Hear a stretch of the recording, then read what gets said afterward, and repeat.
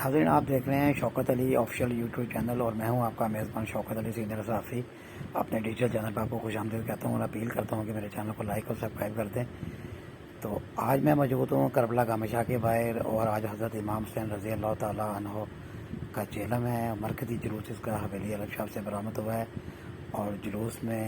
عقیدت مندوں ظاہر ان کی بہت بڑی تعداد موجود ہے، اور یہاں پر سیکورٹی کے انتظامات میں دیکھ رہا ہوں بڑے سخت کیے گئے ہیں، اور گام شاہ کے ارد گرد چاروں طرف میں خاردہ تاریں لگا کر، بیریئر لگا کر راستوں کو بند کر دیا گیا۔ ایک ہی راستہ رکھا گیا ہے، میٹل ڈیٹیکٹر سے تلاشی لے کر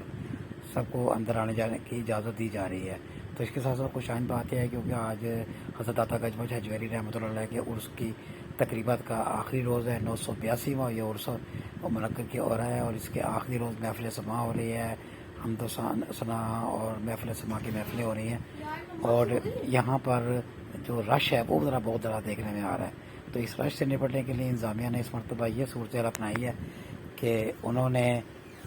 کربلا گام شاہ اور اس کے ساتھ ساتھ کیونکہ ایک اور میگا ایونٹ ہو رہا ہے حضرت داتا گنج بخش حجویری رحمۃ اللہ کے عرس کی تقریبات، ان کے راستوں کو الگ کر دیا گیا ہے، اور اگر جو آپ نے ادھر جانا ہے حضرت داتا گنج بخش حجویری کے مزار کی طرف تو آپ کو پھر سینٹر ماڈل کو ادھر جانا پڑے گا، اور آپ نے اگر جو کربلا گام شاہ میں انٹر ہونا ہے تو پھر آپ کو ناصر باغ چوک کے قریب جو ڈی سی آفس ہے وہاں سے آپ کو سیدھا آ سکیں گے، لیکن اگر جو آپ کربلا گام شاہ آ جاتے ہیں تو پھر آپ واپس نہیں جا سکتے۔ تو جلوس اس طرف جو روایتی راستے ہیں وہاں پر رواں دوا ہے، اور یہ جلوس اس وقت جو ہے مسجد شیعہ کا جو ہے وہاں پر پہنچ چکا ہے،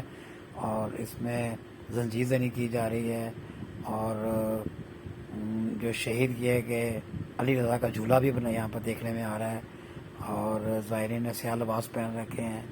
اور وہ ماتم کر رہے ہیں، نوحے پڑھ رہے ہیں، اور سب کا ایک ہی معنی ہے